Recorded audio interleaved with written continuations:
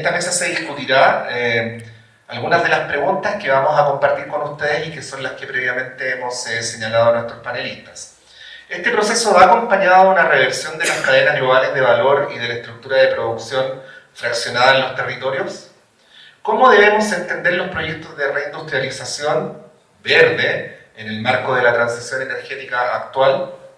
¿Cómo procesan estos cambios las instancias regulatorias de la economía global, como los tratados de libre comercio y de inversión construidos desde la década de 1990? Bueno, vamos a presentar a quienes van a exponer sobre estas materias. En primer lugar, a Alejandro López Bolaños, del Instituto de Investigaciones Económicas de la Universidad Nacional Autónoma de México. Alejandro, buenos días, bienvenido. Alejandro, bienvenido. A Gabriel Merino, ahora sí, de la Universidad Nacional de La Plata, bienvenido, Gabriel. Luciana Guilloto, de la Escuela de Política y Gobierno de la Universidad Nacional de San Martín y del Transnational Institute. Luciana, buenos días. Y a Mateo Grosa, del programa de posgrado en Estudios Latinoamericanos de la Universidad Nacional Autónoma de México. Bienvenido, Mateo. Para que esto llegue a un puerto, vamos a autogobernarnos en el plazo que cada exposición tiene, que es de 15 minutos, para que podamos tener también el tiempo para las preguntas y comentarios del público. Lo digo porque muy probablemente a las 13 horas va a ingresar alguien aquí a la sala y nos va a pedir que salgamos. Así que, bueno, vamos a partir en el mismo orden que habíamos hecho la presentación con Alejandro. Bueno, ¿qué tal? Muy buenos días. Estoy muy contento de estar con ustedes en este foro. En primer lugar, pues quiero agradecer a toda la organización, a Luciana, a Claxo mismo en general por todo este enorme esfuerzo que realizan para poder llevar a cabo estas actividades. Es muy estimulante participar en esta mesa, en este foro, en esta conferencia. En fin, vamos a pasar un rato, voy a decirlo agradable, porque los temas que vamos a tocar son bastante espinosos. Entonces es mejor aligerar un poco la carga emocional de lo que vamos a trabajar. Bien, para no ocupar el tiempo, que tengo que respetar el tiempo de mis compañeros y de mi compañera en esta mesa, pues comencemos con este primer punto, que es la desglobalización, que resulta muy estimulante trabajar ahora, porque bueno, hace algunos años, hace un par de años, hablo muy desde México, antes de la llegada de Trump, pues se defendía mucho mantener las cadenas globales de valor después de la pandemia, que se habían cortado, interrumpido los suministros, que llevó a presiones inflacionarias y que teníamos una economía mundial cada vez más en recesión y cada vez con tendencias más que el Fondo Monetario Internacional había proyectado que de aquí a 2029 no vamos a crecer en general todas las economías del planeta, pues se hablaba mucho de recuperar el nearshoring, que era que las inversiones regresaran a territorio mexicano para vincularse de mejor medida con la economía estadounidense. Y algo que hemos comentado en muchos espacios y en muchos foros, recordar que la economía mexicana desde 1994 ha quedado perfectamente integrada al ciclo económico de la economía estadounidense.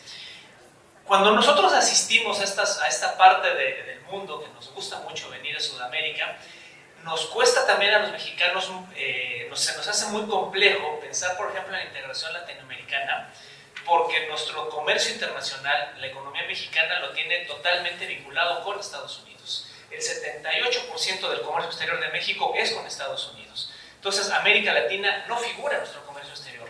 México, sus cadenas globales de valor se integraron por completo a ese proyecto que era el Telecan y el vínculo que tenía o persiste con la economía estadounidense. A mí me gusta, por ejemplo, también trabajar mucho el tema de infraestructuras, y si yo reviso toda la infraestructura carretera, portuaria, de ferrocarriles, toda esa infraestructura se vincula con esos clústeres industriales que se van haciendo en determinadas ciudades del centro norte de México, como Querétaro, San Luis Potosí, Aguascalientes, Guanajuato, y llegar hasta la frontera, hasta Nuevo Laredo. Y en todo ese trayecto lo que vamos a encontrar son industria aeroespacial e industria automotriz, que seguramente Mateo podrá detallar más porque es un tema de especialidad de mi compañero. Pero en fin, el ciclo de la economía mexicana vinculado a esa cadena global de valor, el ciclo de la economía mexicana totalmente correlacionado con el comportamiento de la economía estadounidense. Incluso el debate fue que después de la pandemia, no lo digo desde el pensamiento crítico, lo digo en el debate que se suscitaba en medios de comunicación y con los economistas orgánicos de la derecha, era mantener el modelo de la globalización. Es decir, que el Telecán era lo que nos había generado progreso y desarrollo y que era importantísimo mantenerlo. Con la llegada de Trump, incluso el discurso se profundiza. Trump empieza a imponer aranceles. Ustedes seguramente estarán enterados y enteradas que en estos momentos hay redadas antiinmigrantes en Los Ángeles, hay ya todo un ciclo de protestas que está creciendo y que ya hay incluso una relación diplomática que empieza a tensionarse con los dichos de la Secretaría de Estado de Estados Unidos, la Presidencia de México, y que también pone en entredicho qué va a pasar en un futuro cercano con la economía mexicana. Ya General Motors ha manifestado que va a sacar alguna de la producción automotriz que realiza en México, que la va a regresar a Estados Unidos. Algunas otras automotrices también han hablado de salirse de México para no pagar esas tasas arancelarias. Y entonces se habla en estos proyectos donde nosotros siempre cuestionamos a la globalización capitalista, ahora de repente nos dicen que hay que defender a la globalización capitalista.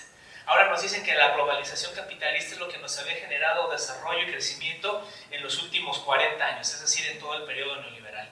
Y por supuesto que aquí nosotros hacemos una crítica muy fuerte, la hacemos también desde el Grupo de Trabajo Crisis y Economía Mundial, porque no vamos a defender esa globalización capitalista, no vamos a defender esa globalización capitalista que precarizó los empleos en México, que se vinculó con ese ciclo económico estadounidense a partir de pagar muy bajos salarios, superexplotar a la fuerza de trabajo, extraer recursos naturales, desaparecer industria nacional para que fuera adquirida, absorbida por empresas transnacionales, y que entonces las inversiones estadounidenses, que también son muy altas en México, el principal inversor extranjero en México es Estados Unidos, pero no son inversiones nuevas, son simple y sencillamente repatriación de capitales o lo que se llama en cuentas nacionales transferencia entre compañías. Es decir, no es que reinviertan, sino que simple y sencillamente hacen una reintegración de sus activos nacionales.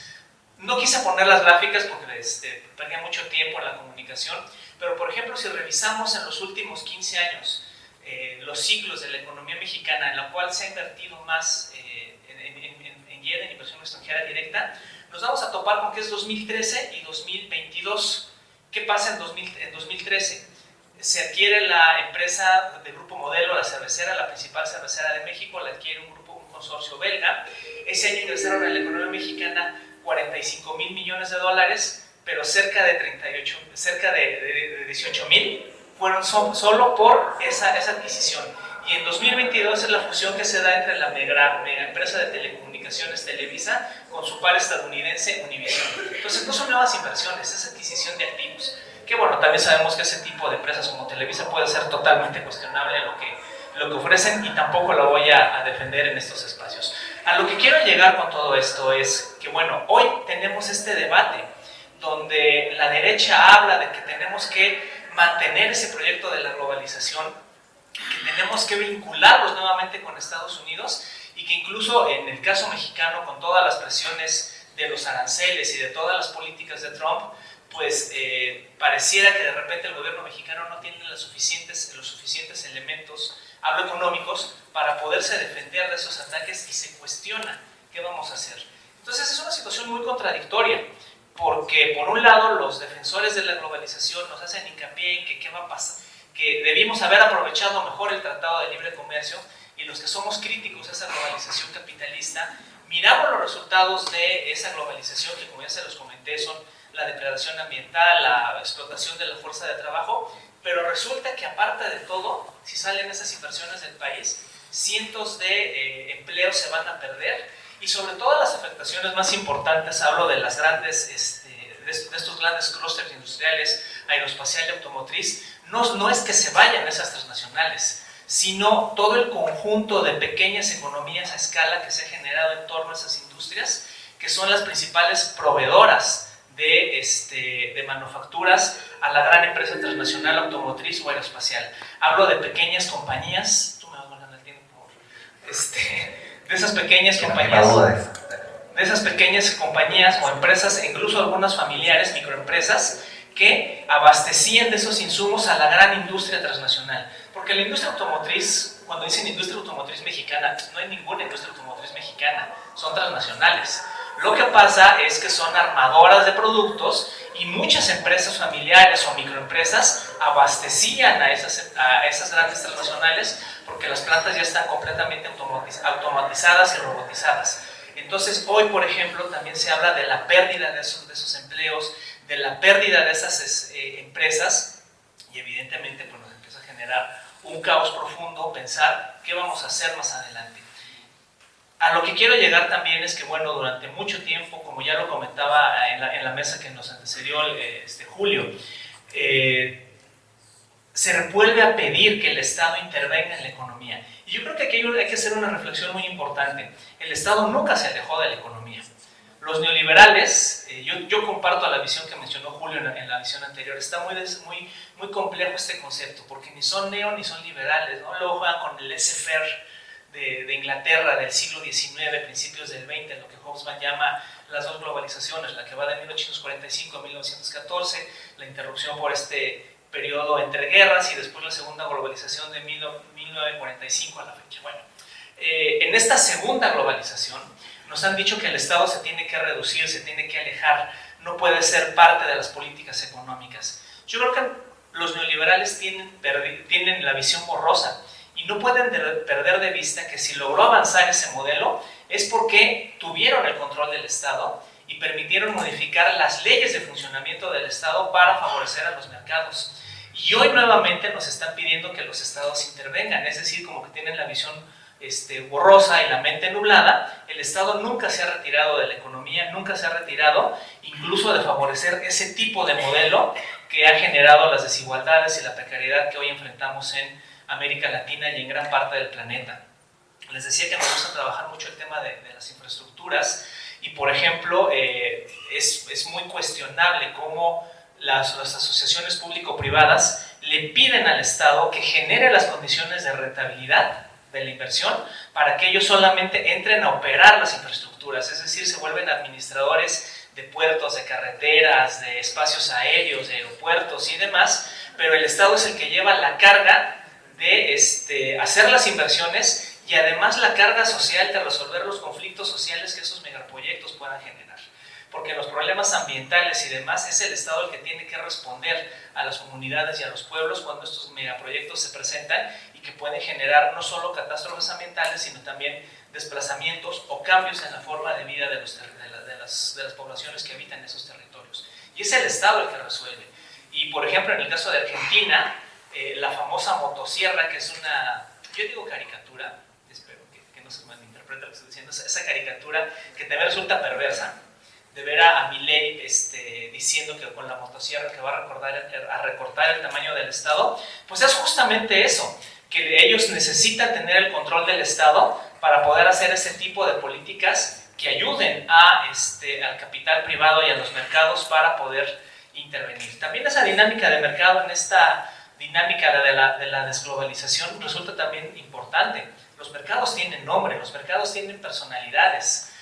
Se llaman BlackRock, se llaman inversionistas institucionales, se llaman de diferente manera, que están ahí ocultos en esa definición de mercados, pero que son los que hoy van delimitando y generando las condiciones propias de la economía mundial. Y no olvidemos, y ya con esto quiero ir cerrando, que también estamos en un escenario bastante complejo, donde no solo son los conflictos bélicos, no solo son toda esta escalada de conflictos y esta disputa en la geopolítica mundial, también es el tema del gran endeudamiento que se está generando a nivel global, donde ya la deuda pública está cercana al 100% del PIB, de lo que produce la economía mundial. Estamos prácticamente endeudados, pero los principales deudores son las economías o las que llama el Fondo Monetario Internacional las democracias maduras. Ya cambió el concepto, ya no son países desarrollados, ahora ya les llama democracias maduras, es decir, las economías del G7. Japón y Estados Unidos, me parece que el orden es Estados Unidos y Japón, son los dos principales deudores del planeta. Son quienes nos están llevando este colapso internacional, resultado de esa hegemonía del dólar en los últimos años, o en los últimos 80 años, y nosotros los países subdesarrollados somos los que a través de los tratados de libre comercio, esto que les comentaba de las inversiones extranjeras y demás, transferimos nuestros recursos hacia ellos. Se rompe con esa ecuación de la neoclásica que nos enseñaban en economía en las escuelas, ¿no? De que la la inversión fluye de los países poderosos hacia los pobres para completar los requerimientos de inversión y generar desarrollo. Es todo lo contrario. Esa ecuación siempre fue falsa. Es de los países subdesarrollados se van los recursos hacia los países centrales para financiar su desarrollo. Y entonces bien se cumple lo que nos enseñaron los auténticos pensadores latinoamericanos, de que en realidad para que exista desarrollo tiene que haber una parte en subdesarrollo. Y esa parte nos corresponde a nosotros, desafortunadamente. Entonces, hoy en día pensar en la desglobalización, me parece que tenemos también volver a cuestionar cómo queremos reinsertarnos en la globalización, porque lo que tuvimos durante estos años fue una inserción en la globalización que nos generó más subdesarrollo, profundizó nuestras desigualdades y que hizo que nuestros territorios se conviertan, mejor dicho, en la gran fuente de financiamiento de recursos naturales para las economías centrales.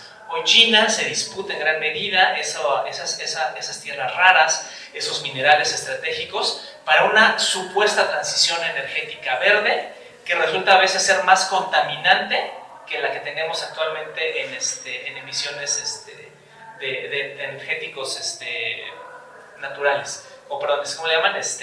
Petróleo, gas, todos estos, no renovables, perdón. Hay compañeros de Clarkson que lo han comentado. Mónica Ruckman tiene unos trabajos muy buenos donde nos dice cómo las baterías de litio requieren muchos, en quilotaje más minerales, el doble o hasta el triple de minerales que una batería de un automóvil, de un motor de combustión interna. Y ahí está otro territorio de disputa donde Estados Unidos, Rusia, China y demás están en esa pelea constante por adquirir esos recursos naturales que mayoritariamente vienen de América Latina y de otras zonas subdesarrolladas como África. Yo creo que en cuestión de tiempo ya debo de terminar, pero es justamente ese llamado a cuestionar no solo el modelo de la globalización que se construyó en los últimos años, sino este nuevo modelo de globalización donde nos dicen que hay que defenderla, ¿no? Que hay que defender las ventajas que nos dio el mundo global y libre de los últimos años. Yo creo que es todo lo contrario. Tenemos que seguir cuestionándonos firmemente si lo que pretendemos es cambiar el rumbo de nuestras economías. Muchísimas gracias y buenos días.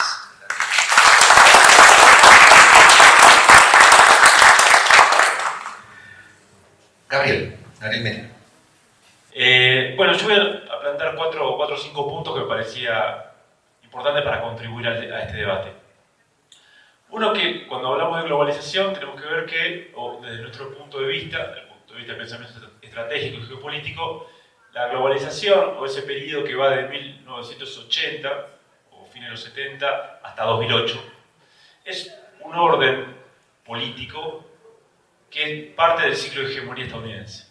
El ciclo de hegemonía estadounidense, en nuestra mirada, hay tres órdenes políticos, órdenes políticos mundiales, y ese es el último, el tercero.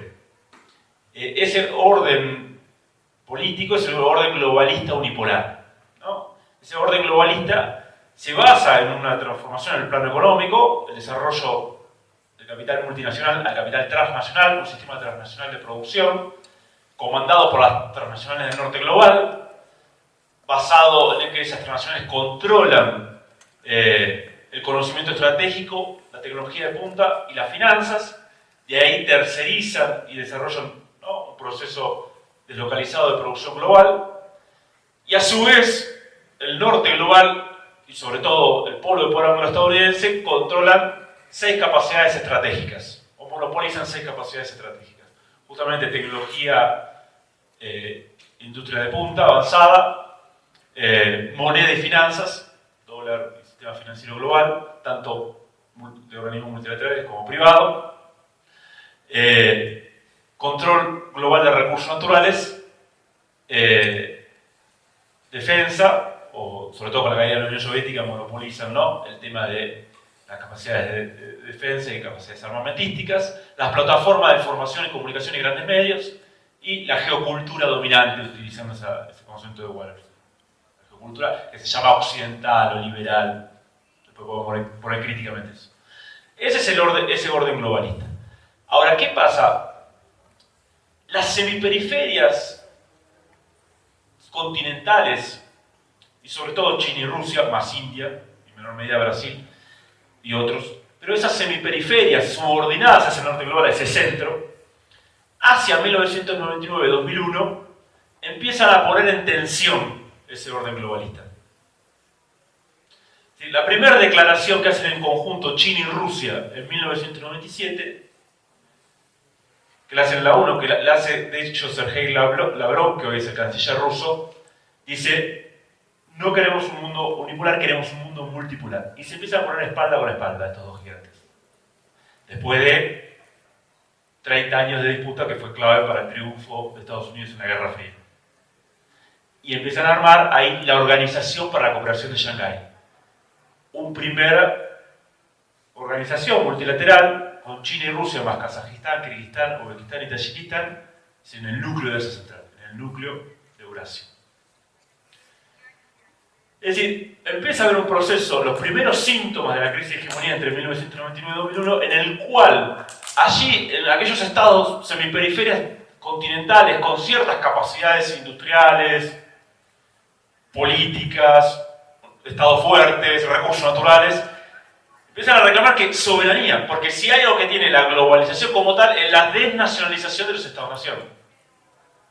No es que desaparecen, sino que es un sistema central de control y de imposición del consenso de Washington, del globalismo, pero es la desnacionalización de los estados-nación y la pérdida de soberanía de esos estados-nación que quedan como maquinaria burocrática de control de territorio de los poderes transnacionales, comandada obviamente por Estados Unidos e Inglaterra y las grandes redes financieras globales. Pero lo que empieza a haber es una tensión ahí. Frente al consenso de Washington, dice: no, nosotros hacemos proyectos nacionales de desarrollo. China te dice: vos querés venir a invertir en China, todo bárbaro, pero tenés que asociarte con una empresa estatal china y transferir la tecnología, dejar las ganancias acá. O sea, hacemos libre comercio, pero Estado empresario, ¿no? Rusia le dice: no, todo muy bien, pero los recursos estratégicos de hidrocarburos los nacionalizamos, Rosneft y Gazprom. Después podemos negociar qué hacemos. Y así empieza a ver, sí, y construir además otro multilateralismo que tenga como principio la recuperación de la soberanía, como la Organización para la Cooperación de Shanghái. Entonces, ¿esto qué es? Que de mercados emergentes se proponen como poderes emergentes, que es muy distinto, porque esos países son mercados emergentes claves. Así aparecen los BRICS en el discurso de Jim O'Neill, ¿no?, que acuñó desde Goldman Sachs el acrónimo BRIC en 2001, pero esos BRIC eran mercados emergentes fundamentales para la acumulación de capital global. Dicen: ahora somos poderes emergentes, vamos a discutir esto de mercados emergentes. Vamos a discutir, por ejemplo, qué se hace con el excedente, con la plusvalía que se produce en nuestro territorio. Por ejemplo, China te dice: no privatizo ni por casualidad mi sector financiero. ¿Qué banco más grande del mundo por activo? 4 son chinos, el primero, el segundo, el tercero y el quinto, todos estatales. Y todos ligados a procesos productivos. Si la captación fenomenal del excedente que va a inversión productiva. Después podemos discutir si nos gusta o no nos gusta, pero digamos, hay que saber cómo funciona ese bicho. Entonces, y Rusia, ¿qué hace? Los recursos de hidrocarburos dice: lo pongo en reconstruir mis capacidades industriales, armamentísticas, el segundo complejo industrial militar, y así. Otros lo hacen más tibiamente, pero podemos decir: Brasil, la ley de hidrocarburos de Brasil 2010, es una semi-nacionalización. Dice: bueno, el offshore va a ser solo controlado por Petrobras, el petróleo offshore. Y esa renta se va a utilizar para desarrollo tecnológico. Después está más en disputa, estamos en el patio trasero de Estados Unidos, es otra realidad. Entonces, eso es un punto importante para ver cómo se empieza a cuestionar. En 2008 creo que se produce otra cuestión fundamental. Ahí tenemos una crisis material de la globalización. La fórmula de la globalización, comandada por Oeste de Gordon, el globalista neoliberal, comandada por las transnacionales del norte global, era que cada punto de crecimiento del PBI crecía 2 puntos el comercio y 3 puntos la inversión extranjera directa como parte de la expansión de esas transnacionales. Esa era la fórmula de la globalización 1980-2008. No puse los gráficos porque era más diálogo así, pero para no hacerlo aburrido. Pero esa es la fórmula. Esa fórmula no existe más desde ahí. Sí, materialmente, el impulso comandado por las transnacionales del norte global de esa globalización murió materialmente. No es casualidad que el 2009 sea en Ekaterimburgo, en Rusia, la primera cumbre de los BRICS, de estos poderes emergentes, que deciden, con sus más y sus manes y sus contradicciones, no pagar la crisis del 2008, que entre otras cosas significaba, por ejemplo, un proceso descomunal de privatizaciones en esos territorios semiperiféricos. que se lo queda la transnacional del norte global, del capital sobreacumulado del norte global, y eso es parte de cómo empiezan a decir, bueno, vamos a discutir este proceso. Y en 2013-2014 creo que es otro punto porque ahí empieza a morir políticamente el proyecto globalista. Sobre esta muerte material, por así decirlo, empieza a morir políticamente. ¿Por qué? Yo lo grafico con dos iniciativas claves. En la geoestrategia globalista para contener a los emergentes post-2008 se diseñan muchas iniciativas. Dos, Hillary Clinton lanza en 2011, como secretaria de Estado, una nueva ruta de la seda con centro en Afganistán, país que habían invadido en 2001, 3 meses después que China, Rusia y los países de Asia Central lanzan la Organización para la Cooperación de Shanghái. Es decir, en 2001 empieza el juego estratégico en Eurasia. Se vuelve el gran juego del siglo XIX, pero bajo otra modalidad.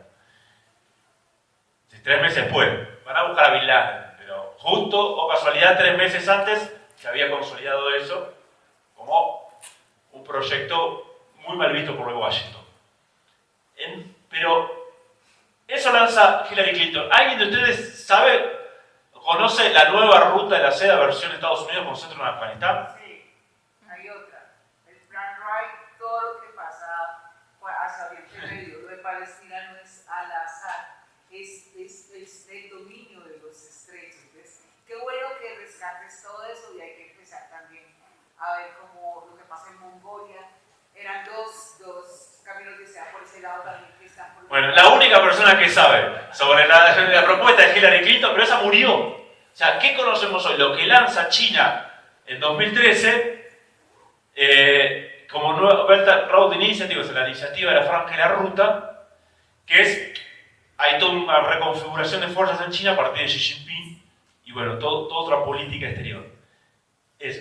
Y la otra gran iniciativa para contener a los emergentes era el Trans-Pacific Partnership, TPP, Tratado Transpacífico, que iba de la mano con la Alianza del Pacífico acá en América Latina, que, entre otras cosas, fracturó la UNASUR, ¿no? Entonces, ¿qué dijo Obama de ese Tratado Transpacífico? Con esto vamos a poner la regla del juego del capitalismo del siglo XXI y que no la va a poner China ni sus aliados. ¿Y qué más dice Obama, el secretario de Seguridad de Obama, de Defensa? Esto es como poner otro portaaviones en el Pacífico. Bueno, hoy el TPP está bastante complicado, salió de Estados Unidos, pero que empieza a haber otras iniciativas que avanzan. La Organización para la Cooperación de Shanghái, se ingresa a India, Pakistán, ahora ingresa a Irán. China lanza la RCEP, que es una iniciativa regional de comercio, de inversión económica en todo Asia-Pacífico. ¿Sí? Hay otra cosa que emerge de lo que se muere. Entonces, hay un jaque político al proyecto globalista, tanto por los poderes emergentes, pero hacia 2016-2017, además es por adentro. ¿Sí? Trump y el Brexit es que en el núcleo del polo de poder del imperio, digamos, del polo de poder anglo-estadounidense, ese que comandó desde el 45, ¿no?, el sistema mundial, emerge el americanismo-nacionalismo. Si Trump mismo dice, no va más el TPP, yo no quiero competir con Japón. De hecho, Robert Lighthizer, el representante de comercio de Trump, era el abogado del lobby del acero que empieza las batallas del acero contra Japón en 1985-86.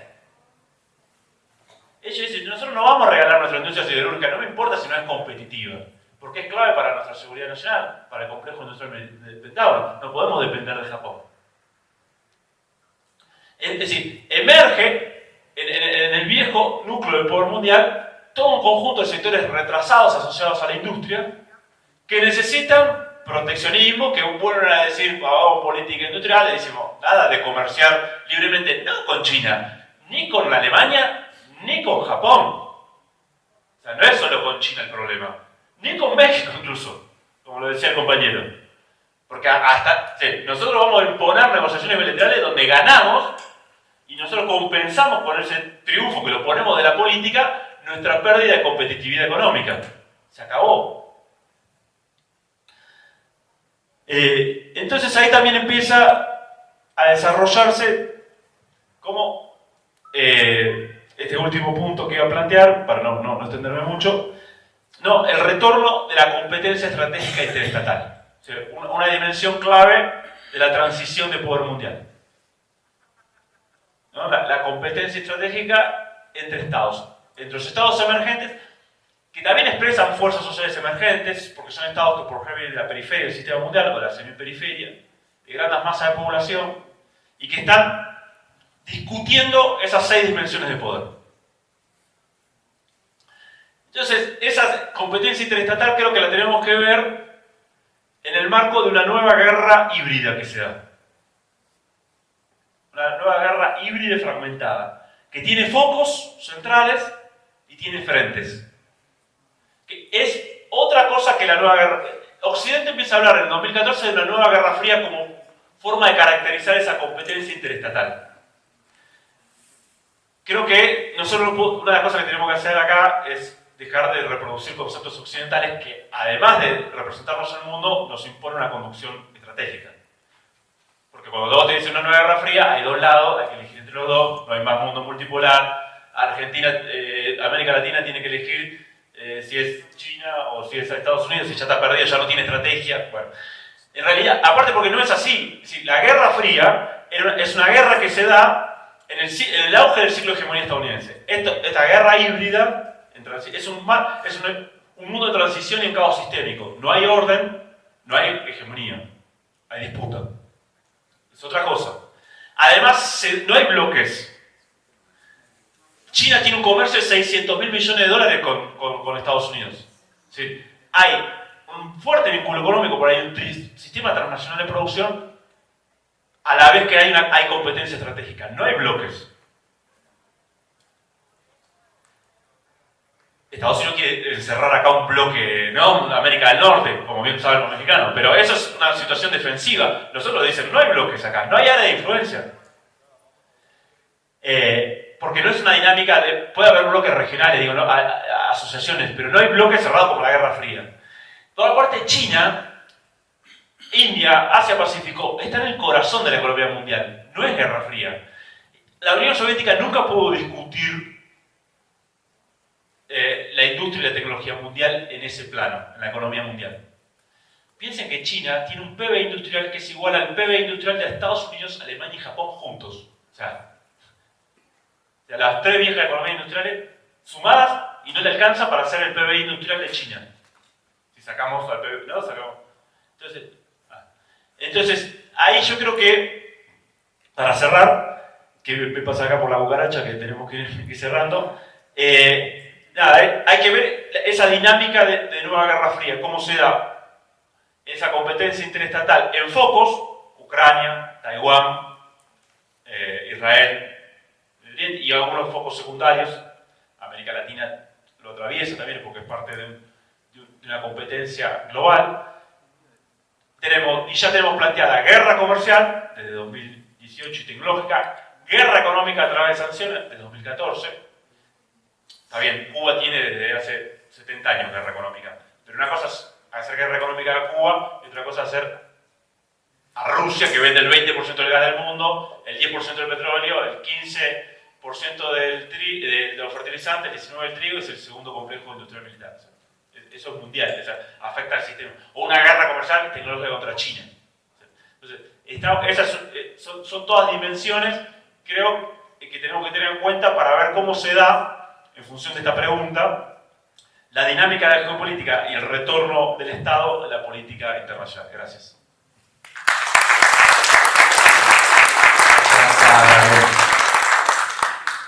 Sí, muy interesante.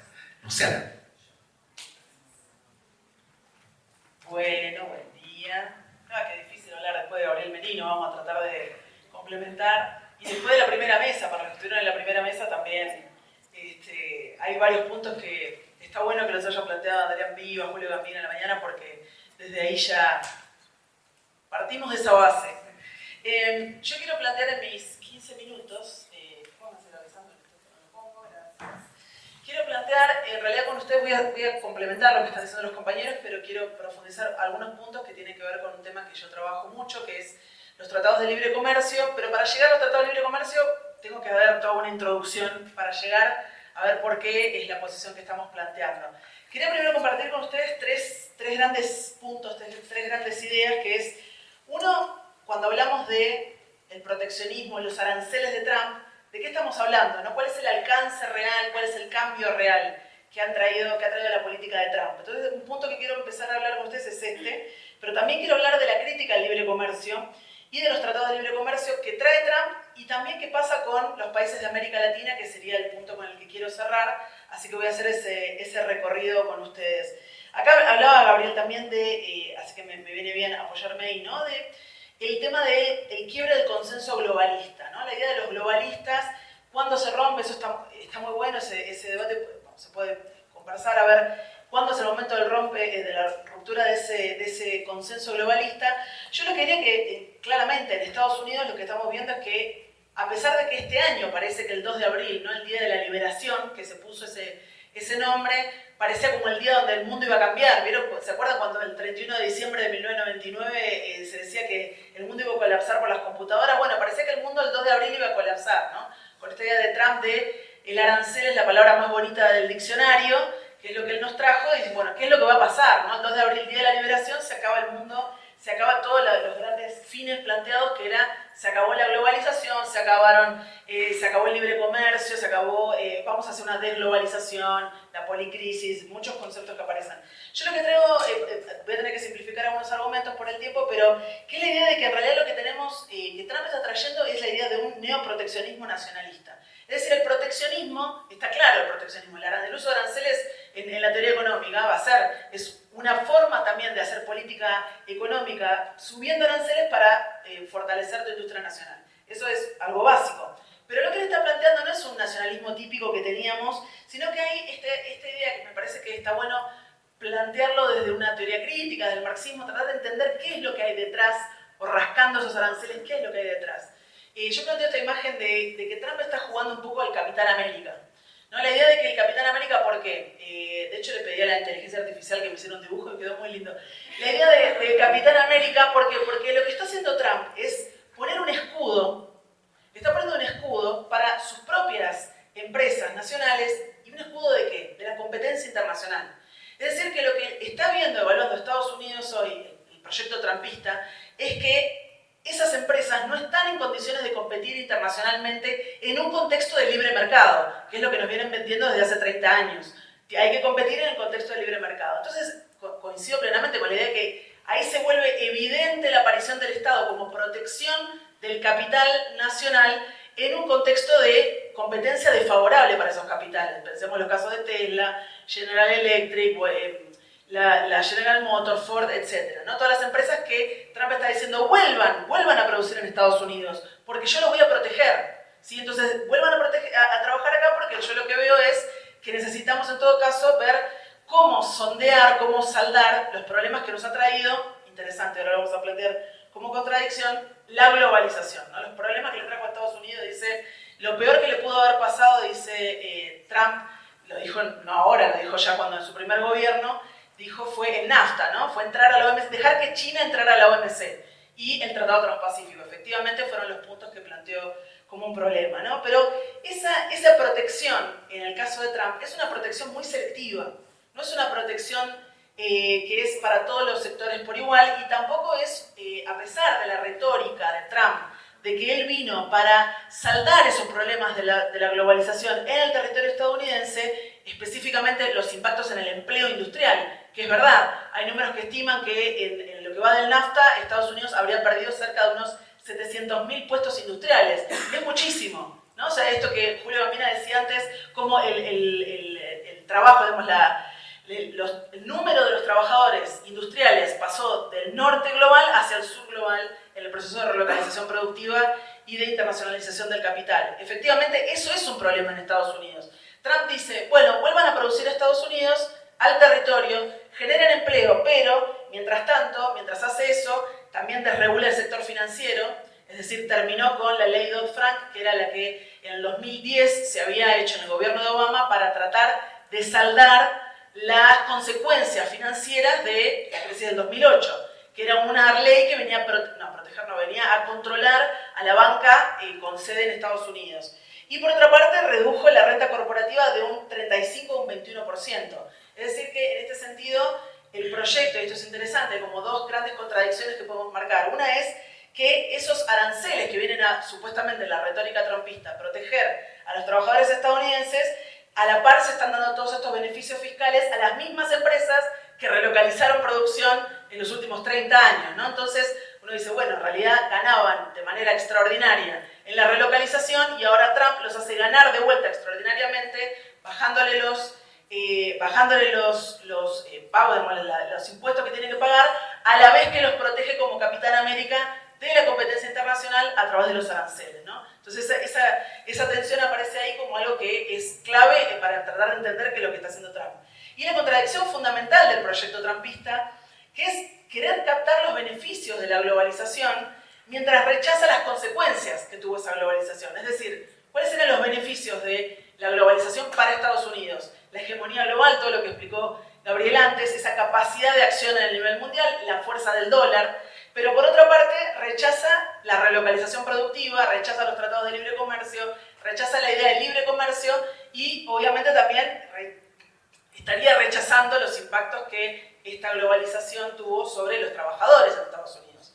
Entonces ahí tenemos todas estas tensiones hacia este momento de, bueno, la vuelta al Estado, la vuelta al proteccionismo. Parece que hay que rascar bastante en estos conceptos como para poder llegar a eso, ¿no?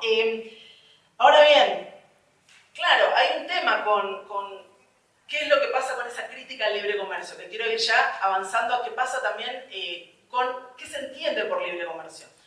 Otra cosa que hay que entender, porque acá tenemos un punto que es, parece que ha habido una coincidencia en estos últimos tiempos, especialmente desde el primer gobierno de Trump, entre la retórica anti-libre comercio que tiene Trump con los movimientos sociales y las campañas contra los tratados de libre comercio que se han desarrollado por lo menos desde la lucha contra el NAFTA, ¿no? De México, la batalla de Seattle contra la OMC en 1999 y podemos sumar a eso la lucha contra el ALCA en América Latina y de ahí en adelante. Pero parece que había una coincidencia. Las campañas dicen, esperá, Trump rechaza el libre comercio y nosotros también. ¿Será que somos trampistas? ¿Qué es lo que hay acá? O sea, bueno, hay un problema y no tenemos un problema. El problema en realidad es que, ¿qué entendemos por libre comercio? Primero, y ahí entra la cuestión de los tratados de libre comercio. Un tratado de libre comercio siempre fue mucho más que sobre comercio. Cuando nosotros vemos el NAFTA, miramos el índice del NAFTA, un ejercicio que con Julián Carr hacemos con nuestros estudiantes para que entiendan qué es un tratado de libre comercio. Mirás el índice del NAFTA y te encontrás que temas comerciales duros de aduana, de aranceles, de listas de negociación para acceso al mercado, son 5 capítulos de NAFTA. Pero todo el resto de los capítulos, no Alejandro, el resto de los capítulos encontramos derechos de propiedad intelectual, servicios, telecomunicaciones, servicios financieros, inversiones con sus apartados sobre el mecanismo de solución de controversias inversor-Estado, que le da esa capacidad extra a las corporaciones transnacionales. Encontramos capítulos de compras públicas, que Lula da Silva señaló que es tan complicado en el acuerdo Mercosur-Unión Europea. Eso es un tratado de libre comercio. Un tratado de libre comercio siempre fue un conjunto de cláusulas que hacen a la regulación de la actividad económica, donde lo que se regula en realidad es todo aquello sobre lo cual el Estado se tiene que correr. ¿Sí? No es solo un conjunto de aranceles, estamos hablando de una cantidad de disciplinas que en los últimos 30 años se incorporaron como regulación entre las relaciones entre los Estados y que hacen en realidad, si lo tuviéramos que decir en 2 palabras, el poder extraordinario de las corporaciones transnacionales y la restricción a cualquier otra acción regulatoria por parte del Estado. Bien, ¿y qué pasa con esta acción entonces? Estados Unidos, aranceles, neoproteccionismo nacionalista, el contexto del 2 de abril, el Día de la Liberación y América Latina. Vamos a mirar América Latina. Países de América Latina que tienen tratados de libre comercio con Estados Unidos. El NAFTA, o sea, México, Centroamérica, Colombia, Perú, Chile. Entonces lo que nos encontramos hay una gran cantidad de países que tienen esos tratados. ¿Cuál fue la respuesta de estos países frente a los aranceles puestos por Trump? Porque recordemos, lo que en los vaivenes de los últimos 2 meses, que sube aranceles, que baja aranceles, que pone restricciones, que da excepciones para Apple, da las tecnológicas, bueno, en realidad vamos a ver en este sector, bueno, a Hollywood le subimos los aranceles, esto que fue el caos en los últimos 2 meses, hay un arancel que quedó y que afecta directamente a los países de América Latina, que es el 10% que le puso a todos los países del mundo. ¿Sí? A todos los estados del mundo que quieran entrar sus productos en Estados Unidos se van a encontrar con un 10% de arancel unilateral. Eso es una violación unilateral por parte de Estados Unidos de todos los tratados de libre comercio que tiene. Porque lo que está haciendo cuando se firmaron los tratados de libre comercio, y llega Enrique Daza, que mirá, es como estar hablando de un tema conocido, todos los países que tienen tratados de libre comercio con Estados Unidos se comprometieron todos a bajar sus aranceles lo más posible cercano a cero. Trump dijo, yo subo todo el 10%. Es una violación unilateral de los tratados de libre comercio y es una violación unilateral del principio de no retroceso de la Organización Mundial de Comercio, que el principio de no retroceso decía, cada vez que vamos bajando aranceles, los aranceles no vuelven a subir. ¿Pero qué pasó? Los aranceles, Estados Unidos los subió. ¿Cuál fue la respuesta de los estados de América Latina? Bueno, acá voy a traer un par de elementos, que es lo que estamos viendo a partir de los medios de comunicación en el último mes. Las respuestas. México, ya habló Alejandro un poquito ahí, habló, que lo dijo clarísimo. ¿Cuál es el problema de Claudia Sheinbaum o cualquier gobierno en México? La imbricación, como bien explicó Alejandro, la imbricación económica existente entre Estados Unidos y, o sea, entre la economía estadounidense y la economía mexicana, que obviamente no empezó con el NAFTA. Empezó muchísimo antes, pero además si uno piensa el surgimiento de las maquilas, las maquilas surgieron en los años 60, no es que en el 94 cuando se firma el NAFTA aparecen las maquilas. Esto es un proceso de internacionalización lenta del capital que implicó obviamente la expansión de los capitales estadounidenses hacia México y también hacia Europa. Eso complica cualquier posicionamiento de un gobierno porque ¿cuál es el plan B? ¿No? Que, bueno, estoy haciendo un spoiler de lo que voy a cerrar en unos minutos. Colombia, ¿no? Colombia, con Enrique Daza, ¿dónde está Enrique? Ya lo perdí. Bueno, veníamos hablando estas últimas semanas sobre la respuesta de Colombia al problema de qué hacer con algo que fue un tema de campaña para el gobierno de Petro, que era renegociar el Tratado de Libre Comercio con Estados Unidos. En enero nos enteramos que hubo una renegociación, se lo vendió como una renegociación del Tratado de Libre Comercio con Estados Unidos. ¿Qué es lo que nos enteramos? Que en realidad solamente lo que hubo fue una renegociación de 8 cláusulas del capítulo de inversiones dentro del Tratado de Libre Comercio con Estados Unidos. O sea, una oportunidad perdida, porque en un momento de a río revuelto quizás era una oportunidad para decir vamos a renegociar integralmente este tratado. Y eso no sucedió. Chile, Perú, Brasil, defensores del libre comercio. Lula da Silva la semana pasada salió a decir, estuvo en Francia, estuvo en Europa, y le dijo al presidente Macron, que es uno de los que se opone, no a él, digamos, ¿no? por las tensiones internas dentro del país, le dijo a Macron, es hora de que abras tu corazón al acuerdo Mercosur-Unión Europea. Lula da Silva. Es decir, el presidente Boric dijo, no hay problema, nosotros vamos a diversificar exportaciones, estamos muy preocupados, no me acuerdo la frase exacta, pero estamos muy preocupados, pero ninguno aprovechó esa oportunidad para decir, vamos a por lo menos tratar de revisar el tratado, porque Estados Unidos está violando unilateralmente el Tratado de Libre Comercio. ¿Cuál es el tema, digamos, que nos está mostrando todo esto? Nos está mostrando que en el caso de América Latina, hay una imposibilidad completa de poder revisar proyectos alternativos, ¿no? Hoy quedó claro a la mañana con todo lo que se habló de esa dificultad. Pero, por otra parte, lo que se ha exacerbado, ya cierro, lo que se ha exacerbado en este último tiempo es la competencia entre los estados latinoamericanos, no la construcción de integración. Federico Merca hace poco en la UNSAM en Argentina decía, no se están ni siquiera mirando lo que está haciendo el otro, ¿no? O sea, en los países latinoamericanos ni siquiera están observando lo que hace el otro. Es un momento en el cual estamos viendo la competencia por insertar tus productos en el mercado global, competencia entre, por ejemplo, Ecuador y Colombia, que venden lo mismo, entre Brasil y Argentina, que venden lo mismo al mercado mundial, y es un contexto donde parece que no hay una mirada de conjunto, ¿no? Pero bueno, quiero dejar este último punto diciendo, efectivamente, lo que Trump está haciendo no es criticar los tratados de libre comercio, lo que él critica es una forma específica de la internacionalización del capital, que es esa incapacidad, incluso que generó esa incapacidad de los capitales estadounidenses de poder competir con los capitales chilenos, y queda la pregunta de qué van a seguir haciendo nuestros países latinoamericanos con esos tratados que venimos arrastrando ya los últimos 30 años. Gracias.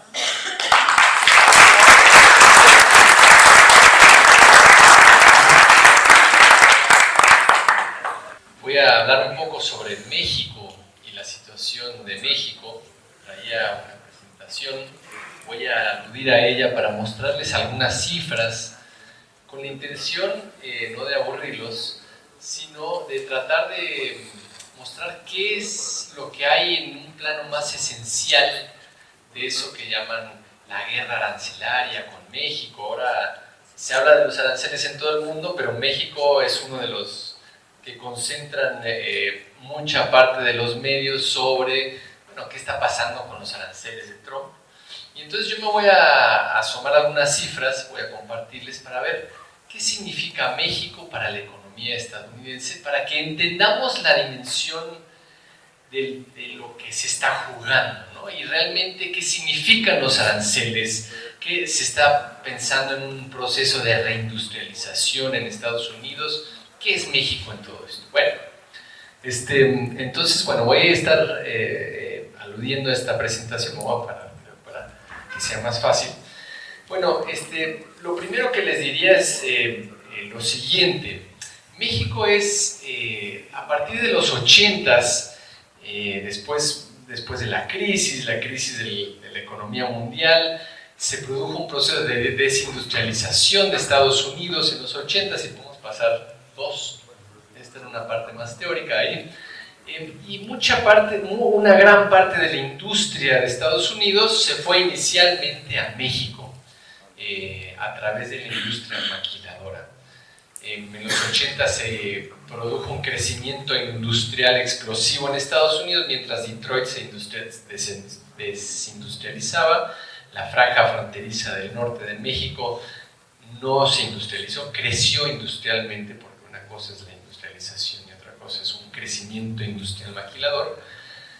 Y México se convirtió desde los años 80 hasta la actualidad en una plataforma, que yo le llamo una plataforma de enclave maquilador para Estados Unidos, que solamente ha crecido en ese papel, al grado de que hoy México es por encima ya de China, obviamente por la condición de la guerra comercial, en el socio comercial principal de Estados Unidos.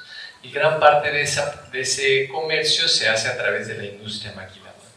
Entonces, México se convirtió en un enclave manufacturero basado fundamentalmente en salarios bajos. Se produjo un proceso de guerra contra el trabajo en México en los 80s, que comenzó en los 80s, los salarios se vinieron en picada, una guerra contra el mundo rural campesino que formó un ejército industrial de reserva enorme, ese mismo que hoy se está violentando en Los Ángeles. Es una fuerza de trabajo formada en México en un ambiente campesino que fue despojado, abandonado por las políticas del Tratado de Libre Comercio, migrado 30 millones de mexicanos de origen mexicano en Estados Unidos. Es ese ejército de reserva de origen campesino, y gran parte de ese ejército se fue a las maquilas dentro de Estados Unidos. Entonces México se volvió una gran plataforma para contrarrestar la caída de la tasa de ganancia de los grandes capitales estadounidenses a través de la incorporación de una mano de trabajo, fuerza de trabajo súper explotada. Bueno, entonces lo que voy a hacer siguiente es rápidamente compartirles qué significa, siguiente, con algunas gráficas, qué significa esto. Esto es un trabajo que a propósito de las discusiones sobre los aranceles y demás, es mostrar cuánto valor se produce en México con una combinación muy sencilla de elementos que se drena desde México a Estados Unidos por la industria manufacturera. Y básicamente lo que hago es mostrar las diferencias entre los salarios de la industria manufacturera de exportación en México, que es la primera columna, y los salarios de la industria manufacturera en Estados Unidos, que es lo que deberían en términos teóricos estar recibiendo los trabajadores manufactureros en México por estar produciendo productos que se van a consumir en el mercado estadounidense. Después lo equiparé por paridad de poder adquisitivo. Entonces, primera columna, salarios en México por hora. Segunda columna, salarios por hora en Estados Unidos en la industria manufacturera. Tercera columna es la diferencia entre los salarios de Estados Unidos y México. Y la cuarta es aplicado esta tercera columna a la paridad de poder adquisitivo en México, ¿no? O sea, si vemos, no sé si tenemos esta, si sirve, apuntador. Bueno, ¿sí? Bueno, la cuarta columna que dice $26 es lo que debería estar ganando un trabajador o una trabajadora mexicana si recibiera salarios como los que reciben los trabajadores manufactureros en Estados Unidos. Entonces, la columna quinta es lo que se drena de valor, o sea, lo que no se paga al trabajador mexicano y lo que se drena por esa diferencia salarial a través del comercio entre México y Estados Unidos. $22 por hora es lo que no se le paga al trabajador mexicano produciendo mercancías que se van a exportar a Estados Unidos y que se deberían estar remunerando con los salarios del mercado estadounidense. Y entonces, si uno empieza a multiplicar y a mostrar el peso de esa dimensión en la economía, se da cuenta que hay una pérdida de $135 mil millones al año de México, que solo se pierde por esa diferencia salarial entre México y Estados Unidos. En términos de per cápita es de $55 mil. Bueno, siguiente, ¿qué significa esto? Y voy con el tiempo, ¿no? ¿Qué significa la siguiente? Bueno, entonces, esto es lo que gana el trabajador mexicano con respecto a lo que debería estar ganando, que no gana, que es el 83%. Siguiente. Esta es la diferencia. Bueno, la raya azul es lo que pierde México, por lo que ha ido perdiendo México en los años por esta diferencia salarial, y la verde es con respecto al PIB. Siguiente, por favor. Quiero llegar. Bueno, aquí me voy a quedar un poco. Esto es el drenado de valor de México por esas diferencias salariales. $135 mil millones, 7.5 del PIB nacional mexicano. Esto es lo que recibe México en cuestión de remesas.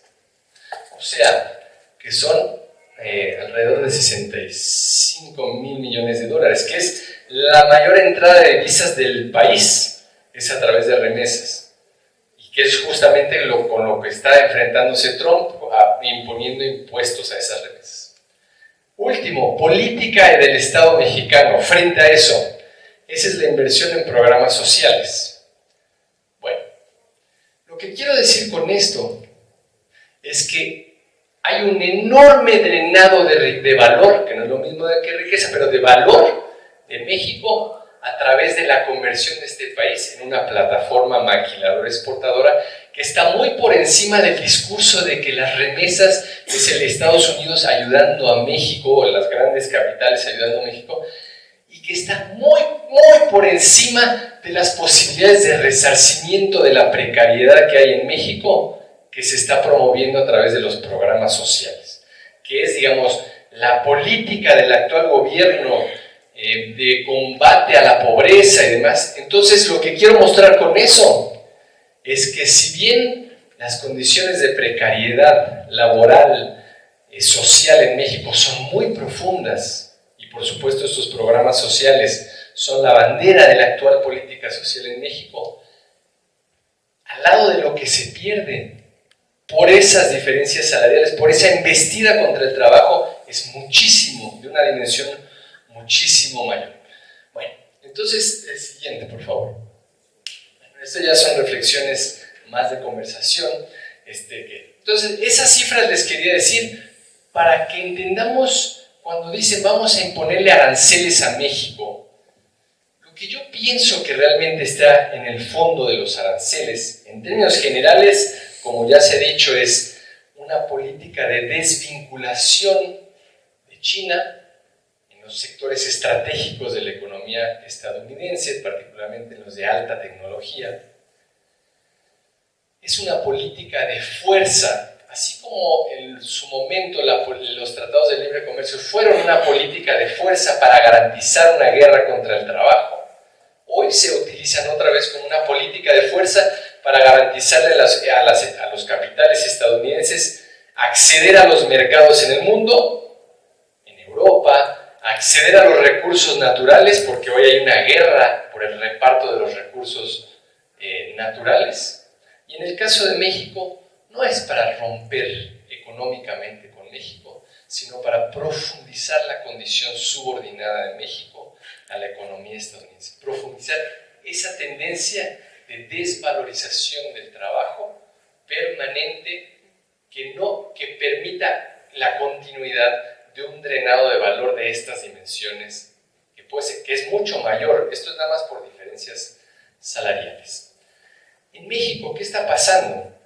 Bueno, lo que está pasando es que hay una burguesía, hay una capital transnacional que tiene la economía mexicana está compuesta, hecha para su interés. México es una gran plataforma maquiladora donde una empresa transnacional puede entrar sin pagar un peso de impuesto. Un peso de impuesto. Puede llegar a México, instalarse, producir todo lo que necesita producir, incorporar 50,000 trabajadores, por ejemplo, y sin pagar ni un peso de impuesto.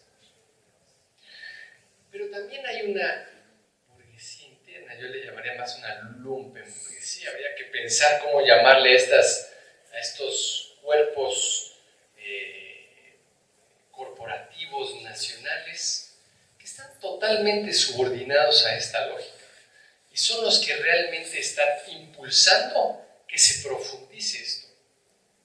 A ellos no les interesa la migración, la guerra contra el trabajo. Si se necesita profundizar la guerra contra el trabajo, se va a hacer. Si se necesita incorporar el maíz transgénico de Estados Unidos a México con el fin de no tener que enfrentar los aranceles, lo van a hacer. Van a hacer lo que sea necesario para subordinar la economía mexicana a Estados Unidos.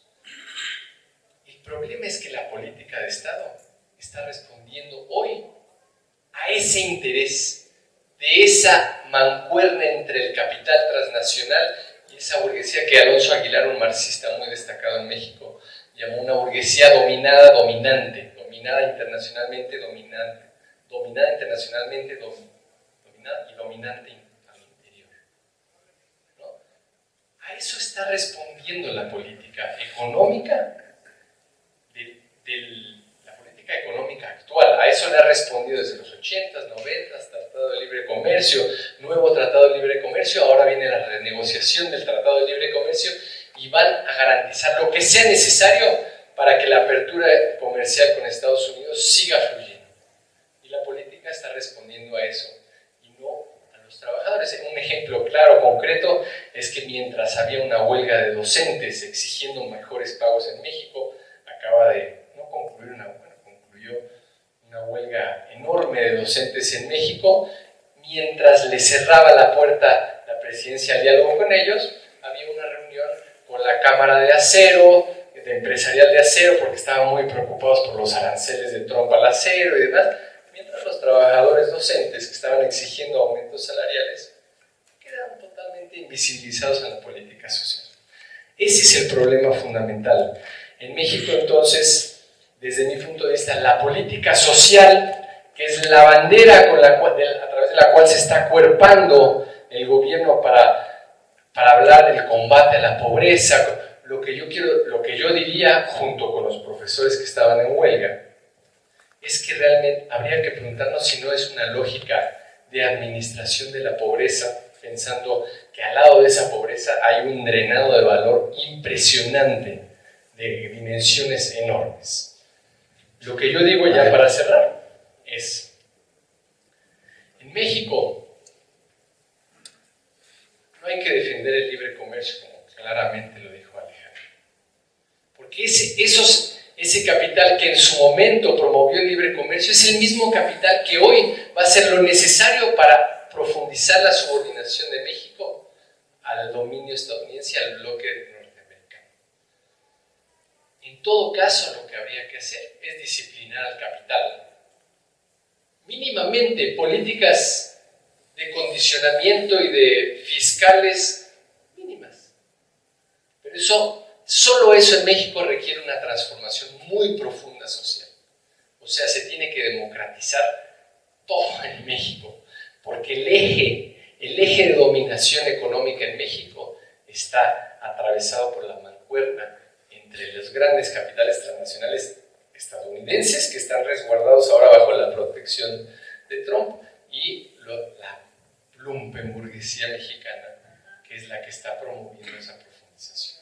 Eso se tiene que revertir como para poder empezar a hablar de una alternativa, de una posibilidad de transformación del país, que no se ve tan sencillo. Bueno, gracias. Bueno, vamos a dar lugar a las preguntas. La palabra es de ustedes.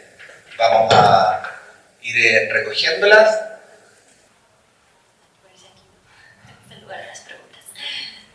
Hola, Lucía de TNI, de Transnational Institute. Y bueno, es una pregunta si, no sé, si quizás estamos en ese momento como histórico de retomar esa propuesta de Samir Amin de desvincular las economías periféricas, ¿no?, del sistema capitalista. Si se podría ser interesante como, no sé, volver a explorar eso, retomar si es el momento, no sé, histórico de hacerlo, o no sé, porque creo que es una propuesta como muy concreta que se ha abandonado un poco y quizás es el momento de retomarla. Gracias. Gracias por sus exposiciones. Raquel Aguilera de México.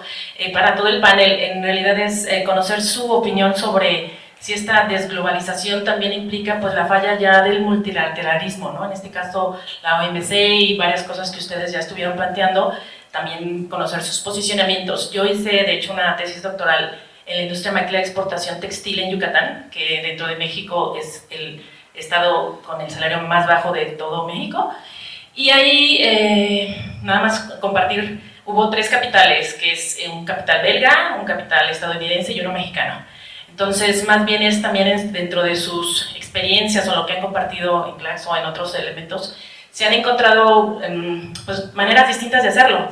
Es decir, litigio estratégico, porque al menos en lo que yo estoy estudiando con la población maya en Yucatán, pues no hay alternativas productivas, alternativas hay muy pocas, ya más de autoconsumo, pero pues realmente tampoco, no, al menos lo que estudié no encontré. Si ustedes tienen alguna lucecita que nos puedan compartir, que hayan conocido en el mundo, pues estaría muy bien para conocerla. Gracias. Muchas gracias. Bueno, pues bien, muchas gracias por las preguntas, aunque voy a tratar de dar una respuesta metiendo mi cuchara en todos los temas. Empezaría justamente por comentar esto que nos preguntaba la compañera sobre el extractivismo turista. Yo más bien lo quisiera plantear de la siguiente manera. Una de las cosas que más hemos discutido con el arribo del TLCAN y sobre todo con la profundización de la globalización neoliberal es cómo nuestros derechos laborales, educativos, sociales, intelectuales se convirtieron en mercancías. O sea, todo lo que nosotros consideremos como propio de una conquista de la clase trabajadora en estos más de 40 años, a la postre se convirtió en una mercancía. La educación una mercancía, la salud una mercancía, disfrutar un periodo de vacaciones es una mercancía. Y aquí surge otro concepto que es el extractivismo. No voy a entrar en discusión evidentemente por cuestión de tiempo, no tengo las posibilidades ahorita de discutir ese concepto de extractivismo, pero también nos dicen ahí extractivismo bueno, malo, necesario. Incluso los gobiernos progresistas, de izquierda, como nos podamos llamar, contribuyeron a esta cuestión del extractivismo. Y por supuesto que el turismo depredatorio es uno de los ejemplos mayoritarios de lo que es el extractivismo, tanto en recursos naturales como en explotación de la fuerza de trabajo. Pero yo aquí más quisiera, y que incluso cómo se van apropiando de esto que nos comenta la compañera, el robo de los saberes, ¿no? O sea, también nuestros conocimientos ancestrales, nuestras cosmovisiones, nuestras formas de vincularnos, hablo de aquí de lo religioso, de lo metafísico, que era propio de nuestros pueblos originarios, hoy se convierte en una mercancía y también es motivo de turismo. Entonces ahí también entra justamente a lo que bien se comentó en esta mesa, como incluso por el TLCAN, todo eso se vuelve motivo de todas las cláusulas de apropiación de derechos y de patentes y de cuestiones intelectuales que a la postre van a ser posesión de las empresas transnacionales. Bueno, Julián, la pregunta de que si empresas que vuelven a Estados Unidos directamente, tampoco podemos perder de vista que hay un fenómeno de fusiones y adquisiciones empresariales. Entonces resulta muy complejo, porque cuando hablamos de Stellantis, por ejemplo, es una empresa donde están capitales japoneses, estadounidenses o neerlandeses, en fin, de mucha índole, y entonces nos resulta muy complejo poder señalar este punto. Yo creo que lo que presentó Mateo es fundamental para entender ese proceso. La cuestión es si con esos salarios se van a decidir regresarse a Estados Unidos. General Motors desplazó la producción de 2 vehículos, pero no toda su producción hacia el mercado estadounidense, que también no podemos perder de vista que mucho en México, comentaba con los compañeros de la Facultad de Ingeniería, sobre todo los vehículos de alta gama, los de lujo, ya no son para el mercado estadounidense, son para el mercado asiático, entiéndase India, China y de otros países de Asia. Regular en México a la fuerza de trabajo, y ahí me voy a meter, es una pregunta que le hicieron a Mateo, pero ahí me voy a meter por un tema.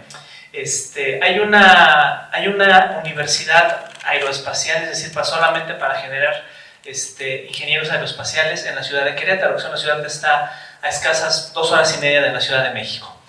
Cuando fundan esa universidad, es una universidad que la funda Embraer, y uno de los argumentos que dan para fundar esa universidad en ese lugar de México, que resulta fundamental para hacer esto que les comentaba del movimiento de Querétaro hasta Estados Unidos, es el nivel salarial. Yo se lo comparto mucho a mis estudiantes de ingeniería. Esa empresa, Embraer, dijo que Querétaro era fundamental por su infraestructura carretera, por su desarrollo de centros logísticos, y porque un ingeniero mexicano capacitado iba a ganar entre 20 y 16 veces menos que su par canadiense. El mismo ingeniero, el mismo nivel de capacitación, mismo nivel de educación, iba a ganar entre 16 y 20 veces menos que un ingeniero canadiense, que por lo tanto era un lugar perfecto para montar este tipo de empresas. Entonces, esas son las cuestiones que dan pauta, y bueno, para no abusar del tiempo, aquí dejo mi intervención. Gracias. Muchas gracias, Alejandro. Gabriel. Bueno, gracias, Patricio. Tengo varios puntos, hago respuestas rápidas como para tratar de abordar todos los puntos. La primera, cómo convive esa guerra mundial híbrida y fragmentada en una economía transnacionalizada. Yo lo pondría al revés. Hay una guerra mundial híbrida y fragmentada porque hay una economía transnacionalizada. Es decir, la dinámica de la guerra guarda relación con la estructura actual del sistema mundial y cómo se organiza esa estructura, su economía, sus cadenas de valor. Pongámoslo en los siguientes términos. El otro día, el representante de las empresas europeas en China, en una entrevista dijo algo así como: nosotros estamos con un problema en China porque se nos están achicando mucho los márgenes de ganancia en el mercado chino, por la competencia de la empresa china que está pasando por arriba, por ejemplo. No dijo así pasando por arriba, pero era, ¿no? O sea, la automotriz, y ya China no crece al 10, incluso por decisión política, ya era medio insostenible crecer al 10, está creciendo al 5, hay otra realidad, y también por dinámicas internas, problemas internos. Pero, dice, pero nosotros no podemos no estar en China. No por el mercado chino, porque si no estamos en China no somos competitivos a nivel global. O sea, no jugamos por la cadena de suministro, por lo que implica ese mercado, por la cantidad de fuerza de trabajo entrenada, por un montón de elementos, no podemos no estar en China. Entonces, eso da cuenta también de esta dinámica. La guerra mundial híbrida, justamente la hibridez guarda relación que no solo disminuye la guerra convencional clásica, digamos, y se combina con guerra no convencional, sino que hay otras dimensiones. Bueno, hay unos autores chinos que hablan de guerra irrestricta, yo lo tomo para este concepto aparte, dice, a medida que disminuye los conflictos bélicos entre grandes potencias y en el mundo, aumentan los focos de conflicto y todo el mundo se vuelve una guerra. Pero por eso hay guerra tecnológica, guerra comercial, ciberguerra, guerra económica a través de sanciones, focos en donde se desarrollan elementos de guerra no convencional con elementos de guerra convencional, y así es la dinámica global. Creo que justamente uno de los aspectos es eso para ese concepto. El segundo cuestión, tema de aranceles. Yo creo que Trump tiene 4 objetivos. El trumpismo, esa combinación entre el nacionalismo y el americanismo estadounidense, que rompe con el globalismo, tiene 4 objetivos. Uno, reindustrializar, aunque ellos saben que no pueden reindustrializar en los sectores, por ejemplo, en lo que hace México, o mucho lo que hace China, o lo que hace otra parte del mundo, pero tiene que ver, sí, con lo que decía Mateo, en los sectores estratégicos necesitan mantener ¿no? Labores industriales estratégicos avanzados, no pueden perder eso, porque si ya pierden eso, tienen que tirar la toalla. Entonces ahí no pueden, creo que tiene que ver con proteger eso por un lado. Dos, el tema recaudatorio es fundamental. Uno, para compensar lo que decía Luciana, la baja de los impuestos a las ganancias de las corporaciones, eso es muy importante. Entonces, con los aranceles recaudan. Y recaudan también porque hay un problema fundamental que está viendo, pero no pueden salir de eso porque hay un problema de sobreextensión imperial y el déficit fiscal es parte de eso, porque hay un mesianismo militar, déficit fiscal, que esto se nos está volviendo una bola esa deuda, y eso se vuelve cada vez más impagable, y ya los intereses de la deuda pesan más que el presupuesto militar. Entonces tenemos que recaudar, pero tenemos que recaudar sin sacarle plata a los monopolios, al contrario. Recaudar. Después, una cuestión de negociación, que también se mencionó, con otros países para sacarle, ¿no? Ventajas desde la negociación política, de la imposición de fortaleza política y económica. Y cuarto, el cuarto objetivo es devaluación de la moneda, que eso también, hay una guerra de monedas acá. Por eso China, ¿qué hace? No le deja que, es decir, le mantiene casi una paridad al dólar, no deja que se produzca una, como le pasó al yen japonés, a Japón lo obligaron en su momento, una revaluación de la moneda. Pero Japón era un protectorado, y es un vasallo en términos geoestratégicos. El otro punto es, por lo tanto, el libre comercio es en realidad, como lo dijo Luciana, más que el libre comercio, es la estatalidad globalista lo que vemos ahí. Si la regla de juego, yo estatalidad le llamo, no es un estado global, sino una estatalidad porque se impone después a cada uno de los estados, organiza los estados. Y eso es lo que está en crisis política, pero también material, porque desde 2008 hay dos ciclos, y por eso creo que ahí hay un núcleo central de la crisis de la llamada globalización, que a mí mucho no me gusta, pero de ese orden globalista, que de 2008 el norte global está en estancamiento relativo y financiarización exponencial. Mientras que los emergentes están en hiperexpansión de las fuerzas materiales, las fuerzas productivas materiales. Vean este número. En 2007, China, para poner un ejemplo nomás, pero porque es el que sobresale de los emergentes, era menos que Japón, el PBI nominal era 4.000 millones de dólares. Japón era 5.000, hoy es 5.000, no creció Japón. La Unión Europea era 14.000, 15.000, sigue siendo lo mismo la Unión Europea. Más, pero no creció. China pasó de 4.000 a 18.000 nominal en términos de PBI a paridad de poder adquisitivo. Y Estados Unidos crece, pero solo a costa de cada vez incrementar más, por cada punto de crecimiento de PBI, incrementa mucho más la cantidad de anabólico financiero que tiene que poner. O sea, que se vuelve eso en un momento inmanejable. Pero no quiero profundizar. Lo último que me refiero, para no, es el tema de el multilateralismo en crisis. Sí, está en crisis el multilateralismo del ciclo hegemónico estadounidense y particularmente del orden unipolar. Ese multilateralismo. Porque es parte de ese orden político en crisis. Pero a la vez, a medida que está en crisis, emerge otro multilateralismo, tanto a niveles regionales como a nivel global. Los BRICS, la Organización para la Cooperación de Shanghái, el nuevo Banco de Desarrollo de los BRICS, etc. Es parte de un nuevo multilateralismo de escala global. Y después tenés los multilateralismos regionales, la UNASUR, pero que va y viene, o sea, nació y murió, la CELAC, que se mantiene viva, o la Unión Económica Eurasiática, encabezada por Rusia, o, bueno, no quiero extenderme mucho, pero la propia RCEP, este espacio regional comprensivo de la economía de Asia-Pacífico, que se firmó en 2021, o sea, y eso crece. La mejor expresión de eso fueron los BRICS+. Los BRICS dan cuenta de cómo está cambiando este momento geopolítico en favor de los emergentes. O sea, fíjense que se sumaron países de dos regiones claves que son consideradas para la geopolítica estadounidense como dos Shatterbergs, dos cinturones de quiebre y disputa. Son 3/4 países de Medio Oriente, y esto es lo último que digo, prometo: Egipto, Emiratos Árabes Unidos, Irán, y está con un piecito dentro, un piecito fuera, Arabia Saudita. Turquía entra como socio, y abajo es Etiopía, la Unión Africana, sede de la Unión Africana entró, como miembro pleno, e Indonesia, el núcleo del sudeste asiático, 277 millones de personas, 40% del PBI de la ASEAN, de esos 10 países del sudeste asiático. El sudeste asiático, y lo llamado Medio Oriente, que yo prefiero llamar, es el centro de región central de Afroeurasia, a los BRICS. Bueno, esto es parte de este nuevo multilateralismo que emerge. Muchas gracias, Gabriel. Luciana. Me agarro de lo último que decía Gabriel y solo para molestarte. Que en realidad, no, igual coincido plenamente, pero para molestar justamente es lo interesante, si no eso sería muy aburrido, estaríamos teniendo, estoy de acuerdo. No, es que claro, la idea del multilateralismo, no sé dónde quedó la chica que hizo la pregunta, allá. La idea del multilateralismo es que eran todos. Porque ese es el tema. Todo lo que vos estás diciendo son ejemplos de plurilateralidad. Cuando pensamos eso, ¿no? El multilateralismo, la Organización Mundial de Comercio, el concepto de lo multilateral es que estaban todos incluidos. Entonces, ¿quién quedó afuera? Corea del Norte, Cuba es parte de la OMC, ¿no? Digo, todos estaban adentro de eso. Entonces, lo que emerge, y va directamente de acuerdo con lo que vos, con tus enfoques, digamos, que tiene que ver con que estamos yendo de esa unilateralidad hacia esto, divisiones, ¿no? Guerra híbrida o espacios hegemónicos, pero que ya no es el multilateralismo. O sea, digamos, la ONU, nadie pondría en duda la crisis de la ONU, está claro, no voy a hablar de eso.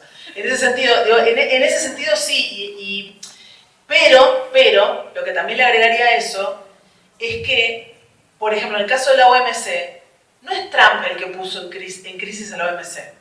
Porque eso son las lecturas fáciles de los periodistas. No, claro, mirá, dijo que no iba a nombrar a los árbitros que le toca nombrar a Estados Unidos, eso fue en el primer gobierno de Trump, no ahora.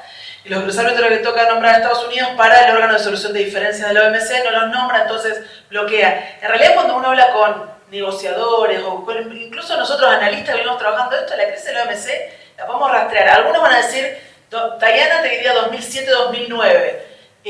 Yo te diría 2003, la ministerial de Cancún, ¿no? Y que justamente la irrupción de los BRICS, y ya China está recién entrando a la OMC, está calladito, por lo bajo entró, pero ya tenés un rol muy fuerte de Brasil, un rol fuerte de India, un rol India como representante del sur global dentro de la OMC, un rol fuerte de Sudáfrica. Eso ya estaba en crisis, entonces no es trampa. Entonces también tenemos que empezar a rascar un poco, ¿no? En la crisis del multilateralismo. Ahora todos están hablando de la crisis multilateral. Bueno, a ver, ¿qué multilateralismo no estaba en crisis en todo caso? Pero eso es interesante porque era ese plan muy cercano a esa idea de esa arquitectura global jurídica de los 90, donde la OMC era una fantasía liberal, ¿no? Era una fantasía liberal donde todos valen un voto. O sea, Haití vale lo mismo un voto igual que Estados Unidos.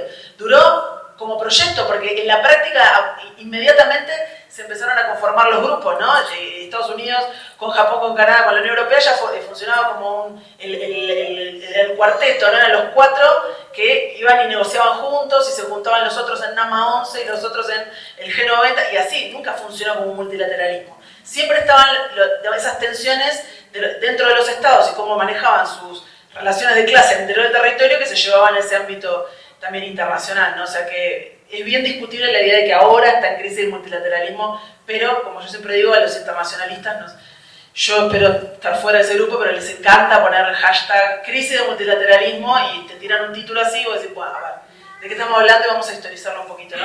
Y lo otro que quería hablar un poquito era la pregunta que tenía que ver con lo que decía Lucía y alguien más que, no sé, algo de lo de Julián y quedó por ahí. Me agarro en realidad, la pregunta tiene que ver con, en realidad, la relación entre Estado y el capital, es decir, ¿qué capacidad, y lo voy a poner como pregunta, qué capacidad tienen los Estados, ¿no? ¿Cómo entendemos el capitalismo? ¿Qué capacidad tienen los Estados, un Estado o un grupo de Estados, de revertir el proceso de internacionalización del capital, que si vamos a Marx 1, digamos, clase 1 de Marx, te va a decir, es la tendencia inherente histórica del capital, la internacionalización. Nosotros estamos viviendo ahora ese proceso, el proceso donde hemos visto la internacionalización total, donde las economías nacionales quedaron supeditadas al mecanismo internacional de precios, a la competencia internacional, y no hay, yo como hipótesis, harto discutible, porque sé que hay gente que lo puede discutir, queda muy complicada la idea de los estados ahora generando economías autónomas por fuera de ese proceso de internacionalización. Entonces, como pregunta, ¿qué capacidad tienen los estados de revertir y de generar economías autónomas fuera de eso, ¿no? Y acá se preguntó también esto, el decoupling, ¿no? Esta idea del decoupling. Y lo que contestó el compañero Alejandro, buenísimo, es decir, claro, las empresas no son de una nación. El caso de Stellantis está buenísimo lo que está diciendo. Porque no es que vuelvan a Estados Unidos como que vos te fuiste. Esto es una complejidad tan grande que Apple, digo, que es una compañía más claramente estadounidense, se lo dijo a Trump, le dijo, yo no voy a volver a producir en Estados Unidos. Porque si yo lo producí en Estados Unidos, tengo que aumentar el precio del iPhone un 17-20%. Eso implica que yo no puedo competir con Huawei y con Samsung. Entonces, ¿para qué voy a volver a Estados Unidos?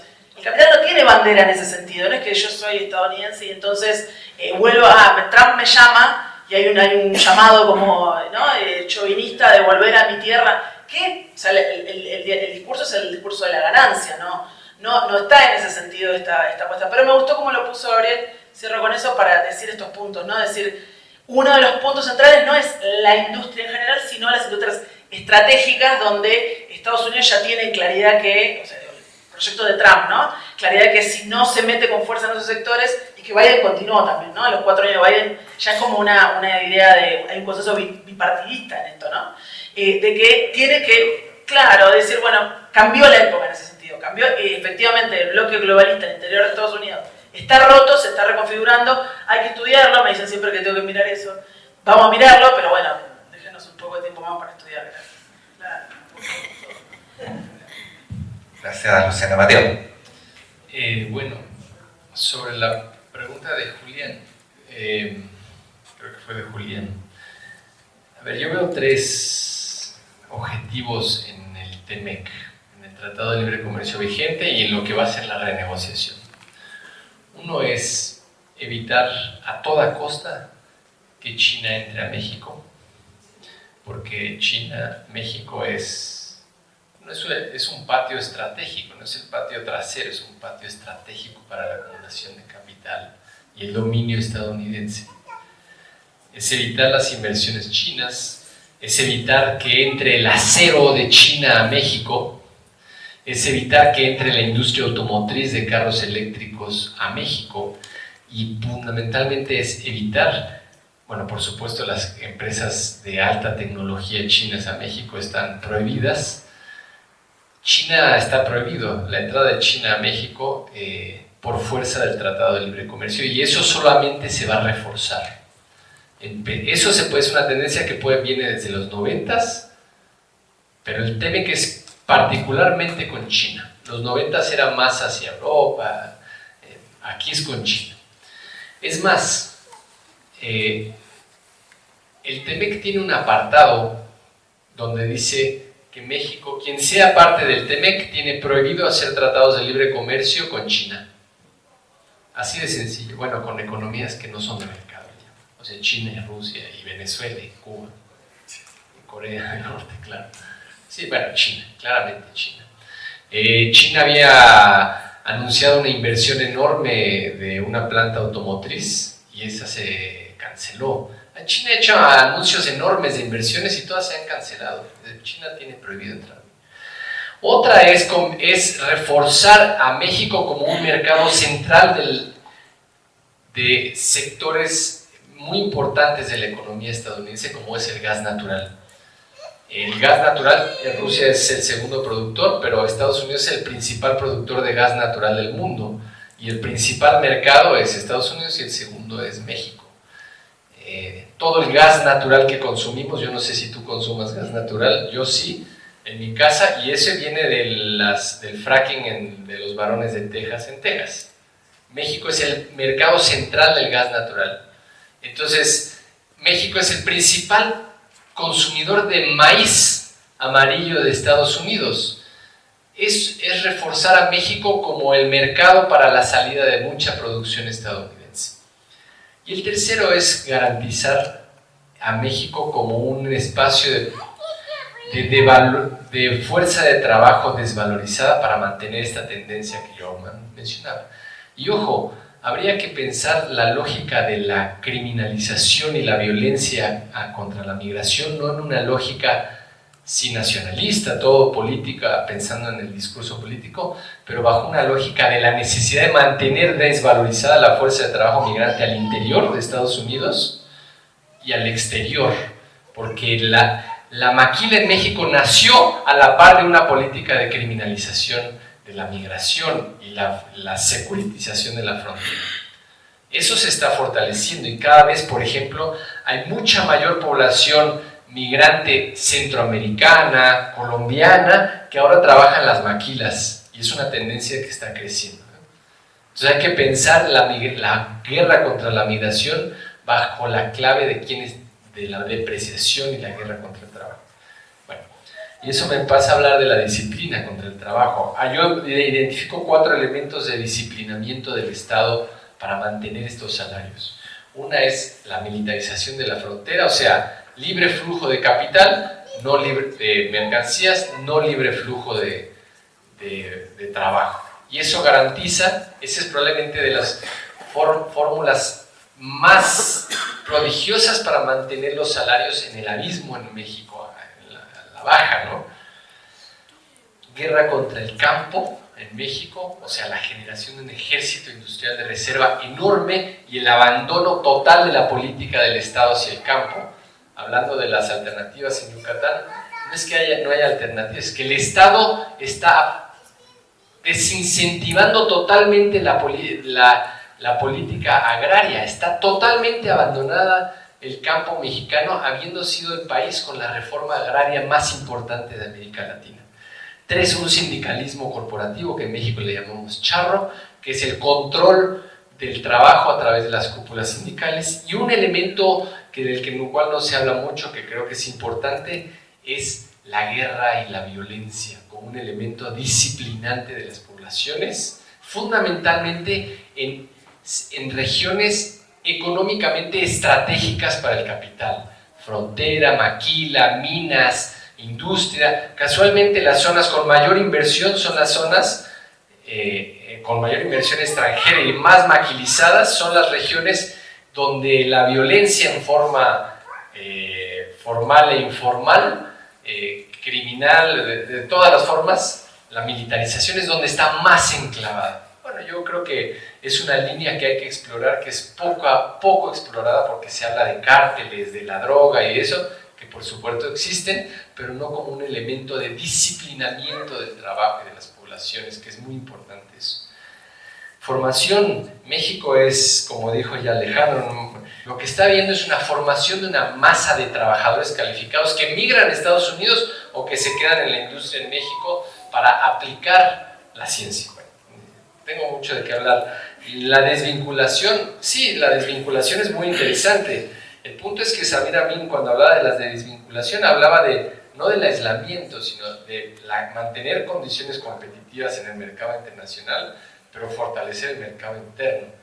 Y fortalecer México está destruido, está derrumbado el mercado interno por el Tratado de Libre Comercio. Entonces, yo te diría, para desvincularse tiene que cuestionar, revertir el dominio de la clase dominante, que es la mancuerna transnacional, lumpenburguesía mexicana. Bueno, gracias, Mateo. Bueno, les queremos agradecer por su atenta escucha y por sus muy interesantes preguntas. Así que muchas gracias. Que estén bien.